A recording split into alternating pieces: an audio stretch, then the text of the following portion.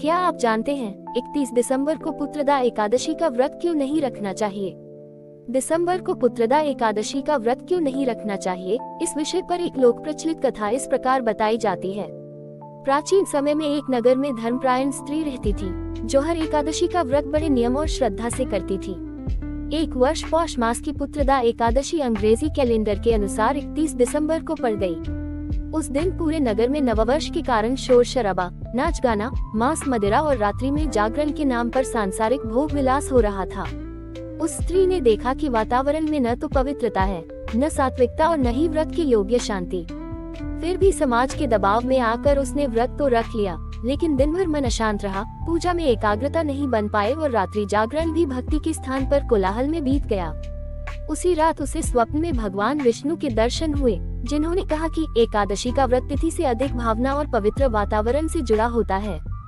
जब मन, स्थान और वातावरण सात्विक न हो, तब व्रत का पूर्ण फल नहीं मिलता। अगले दिन उस स्त्री ने एक विद्वान ब्राह्मण से परामर्श लिया, जिन्होंने समझाया कि 31 दिसंबर जैसे दिन, जब चारों ओर अशांति, नशा और भोग का वातावरण हो, तब पुत्रदा एकादशी का वातावरण में व्रत करना अधिक श्रेष्ठ माना जाता है। ब्राह्मण ने ये भी बताया कि पुत्रदा एकादशी का संबंध संतान सुख, संयम और पवित्र आचरण से है, इसलिए इस दिन विशेष रूप से सात्विक भोजन, शुद्ध विचार और शांत वातावरण आवश्यक होता है। 31 दिसंबर जैसे दिन, जब मन स्वाभाविक रूप से बाहरी आकर्षण, दिखावे और शोरगुल की ओर खींच जाता है, तब व्रत रखने से साधना खंडित हो सकती है। इस कारण शास्त्रों और लोक परंपरा में ये कहा गया है कि यदि एकादशी ऐसी तिथि पर पड़े जहां वातावरण अत्यधिक तामसिक हो, तो व्यक्ति को अपने सामर्थ्य और परिस्थिति को देखकर निर्णय लेना चाहिए।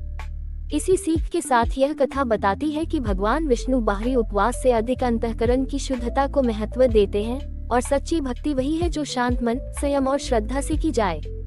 इस कथा का सार यही है कि पुत्रदा एकादशी का व्रत केवल परंपरा निभाने के लिए नहीं, बल्कि आत्मसंयम और भक्ति की शुद्ध भावना के साथ किया जाना चाहिए। यदि किसी दिन सामाजिक वातावरण, पारिवारिक परिस्थितियां या बाहरी कोलाहल मन को अशांत कर दे, तो उस दिन व्रत का उद्देश्य पूर्ण नहीं हो पाता।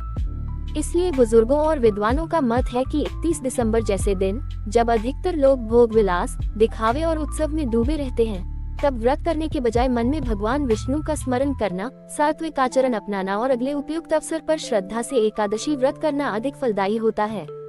ये कथा हमें सिखाती है कि ईश्वर भक्ति में तिथि से अधिक महत्व भावना, पवित्रता और मन की स्थिरता का होता है, और वही भक्ति सच्ची मानी जाती है जो शांति, संयम और सद्भाव के साथ की जाए। अंत में यही समझाया जाता है कि पुत्रदा एकादशी जैसे पावन व्रत का वास्तविक उद्देश्य मन को शुद्ध करना, इंद्रियों पर संयम रखना और भगवान विष्णु की भक्ति में स्थिर होना है। जब कोई तिथि ऐसे दिन से मेल खा जाए जहां बाहरी वातावरण अत्यधिक अशांत, तामसिक या दिखावे से भरा हो, तब व्यक्ति को विवेक से काम लेना चाहिए और अपने सामर्थ्य के अनुसार निर्णय करना चाहिए।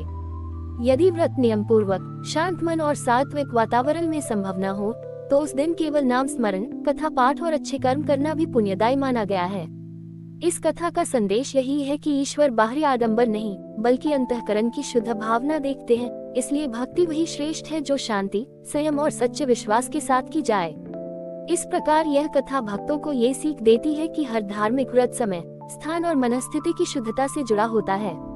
31 दिसंबर जैसे दिन यदि चारों ओर अत्यधिक शोर, दिखावा और असंयम हो, तो व्यक्ति को अपने मन की स्थिरता को प्राथमिकता देनी चाहिए।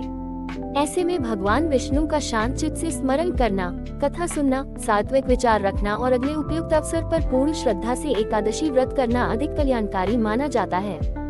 यही भाव इस कथा का मूल संदेश है कि भक्ति का वास्तविक स्वरूप आडंबर में नहीं, बल्कि शांति, संयम और सच्चे विश्वास में निहित है।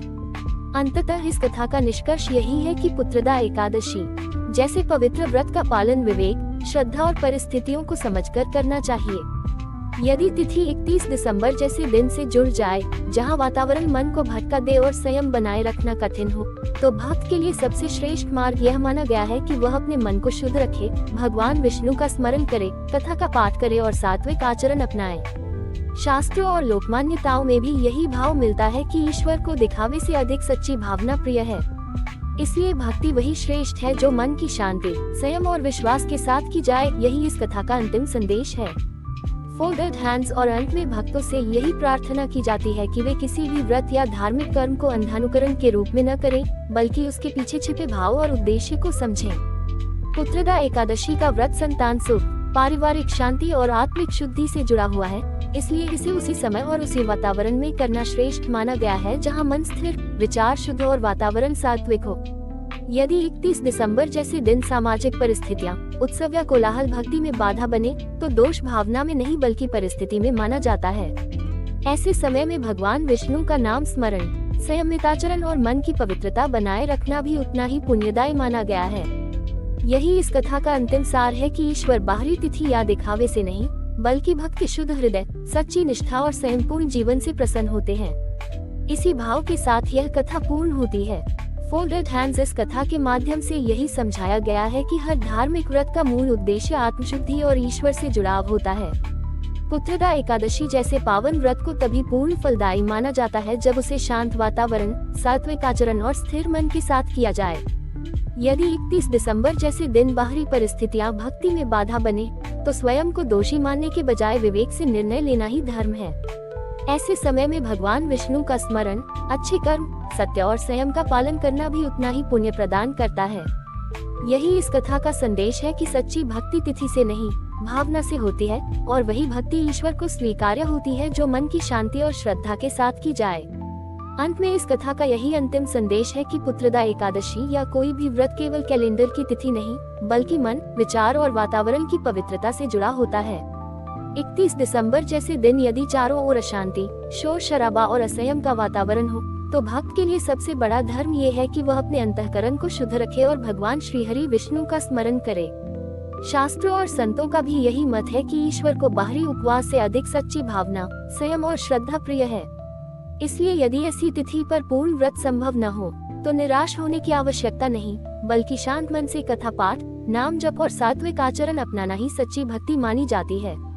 इसी भाव के साथ यह कथा पूर्ण होती है कि भगवान विष्णु सभी भक्तों को सद्बुद्धि, शांति और सही विवेक प्रदान करें। Folded hands.